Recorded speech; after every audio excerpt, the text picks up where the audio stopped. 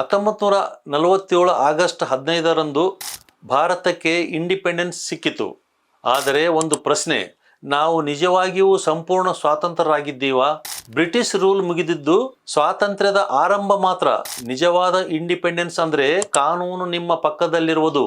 ಇಂದು ಯಾರೂ ನಿಮ್ಮನ್ನು ಕಾರಣವಿಲ್ಲದೆ ಬಂಧಿಸಲು ಆಗುವುದಿಲ್ಲ. ನಿಮ್ಮ ಅಭಿಪ್ರಾಯ ಹೇಳುವ ಹಕ್ಕು ಇದೆ, ಧರ್ಮ ಆಯ್ಕೆ ಮಾಡುವ ಹಕ್ಕು ಇದೆ. ಕಾನೂನಿನ ಮುಂದೆ ನಾವೆಲ್ಲ ಸಮಾನರಾಗಿದ್ದೇವೆ. ಈ ಎಲ್ಲ ಹಕ್ಕುಗಳನ್ನು ನಮಗೆ ಕೊಟ್ಟಿದ್ದು ಭಾರತ ದೇಶದ ಕಾನ್ಸ್ಟಿಟ್ಯೂಷನ್. ಆದರೆ ಒಂದು ತಪ್ಪು ಕಲ್ಪನೆ ಇದೆ ಜನರಲ್ಲಿ. ರೈಟ್ಸ್ ಅಂದರೆ ಮನಸ್ಸಿಗೆ ಬಂದಂತೆ ಏನು ಬೇಕಾದರೂ ಮಾಡಬಹುದು ಅಂತ ಅಲ್ಲ.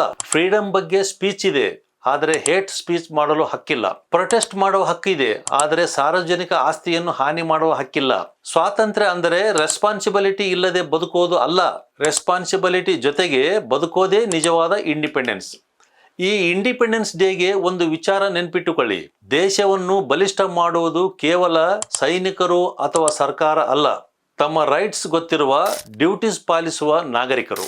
ಒಂದು ಪ್ರಶ್ನೆ, ಭಾರತದಲ್ಲಿ ಪ್ರತಿಯೊಬ್ಬ ನಾಗರಿಕನು ತಿಳಿದುಕೊಳ್ಳಬೇಕಾದ ಫಂಡಮೆಂಟಲ್ ರೈಟ್ಸ್ ಯಾವುದು ಅಂತ ನಿಮಗೆ ಅನಿಸುತ್ತದೆ?